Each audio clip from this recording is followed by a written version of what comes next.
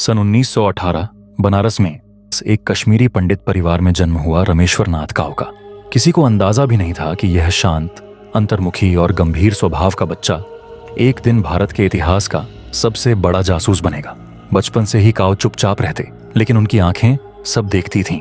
दूसरों के हाव भाव, उनके रहस्य, उनका छिपा हुआ इरादा, सब कुछ वह पढ़ लेते थे। यही गुण आगे चलकर उनकी सबसे बड़ी ताकत बना। काव पढ़ाई में होशियार थे। लखनऊ यूनिवर्सिटी से ग्रेजुएशन और इलाहाबाद यूनिवर्सिटी से इंग्लिश में मास्टर्स किया। ये ब्रिटिश शासन के दौर में उन्हें इंडियन इंपीरियल पुलिस IIP में नौकरी मिली। यहीं से उनके जीवन ने नया मोड़ लिया। पुलिस सेवा के जरिए उन्हें प्रशासन, सुरक्षा और खुफिया काम का अनुभव मिलने लगा। आजादी के बाद काव को इंटेलिजेंस ब्यूरो में भेजा गया। यहाँ उनकी ड्यूटी थी देश के VIP लोगों की सुरक्षा करना। उनकी सबसे बड़ी जिम्मेदारी बनी पंडित जवाहरलाल नेहरू की सुरक्षा। काव इतने होशियार और भरोसेमंद साबित हुए कि नेहरू के परिवार तक को उन पर पूरा विश्वास था। 1955 में कश्मीर प्रिंसेस नाम का एक हवाई जहाज बम विस्फोट से हवा में फट गया। इसमें 16 लोग मारे गए। असली निशाना था चीन के प्रधानमंत्री जोऊ एनलाई। जांच में काव भी शामिल हुए और उनकी सूझबूझ से असली साजिश का पता चला। जोऊ एनलाई ने खुद काव को धन्यवाद पत्र भेजा।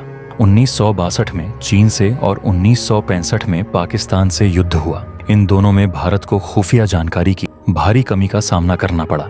इंदिरा गांधी ने समझ लिया कि अब भारत को अपनी CIA चाहिए। तब प्रधानमंत्री इंदिरा गांधी ने काव को बुलाया और 1968 में उन्होंने बनाई रिसर्च एंड एनालिसिस विंग। यह भारत की सबसे गुप्त और ताकतवर जासूसी एजेंसी है। काव इसके पहले प्रमुख बने और 9 साल तक इसकी कमान संभाली। उनके अधीन काम करने वाले अफसरों को प्यार से काव बॉयज कहा जाता था। 1971 का भारत पाक युद्ध काव का सबसे बड़ा ऑपरेशन था। जब पूर्वी पाकिस्तान, आज का बांग्लादेश में पाकिस्तानी सेना अत्याचार कर रही थी, तो काव ने गुप्त रूप से मुक्ति वाहिनी को ट्रेनिंग और हथियार दिलवाए।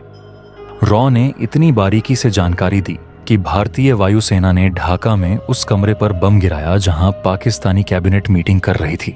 इसके अलावा नेवी ने चटगांव बंदरगाह पर खड़े पाकिस्तानी जहाजों को भी उड़ा दिया। इस जासूसी नेटवर्क ने भारत की जीत और बांग्लादेश के जन्म में अहम भूमिका निभाई। 1975 में सिक्किम को भारत का हिस्सा बनाने में भी काव की रणनीति रही।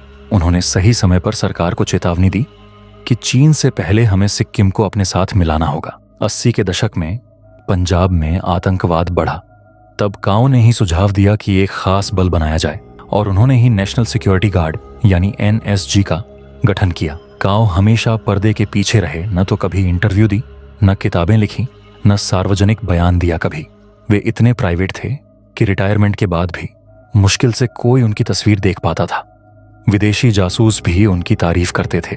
फ्रांस की खुफिया एजेंसी के चीफ ने कहा था, काव 1970 के दशक के दुनिया के 5 सबसे महान जासूसों में एक थे। 20 जनवरी 2002 को यह महान जासूस हमेशा के लिए चुप हो गया, लेकिन उनकी बनाई हुई रिसर्च एंड एनालिसिस विंग और NSG आज भी भारत की सुरक्षा की रीढ़ है।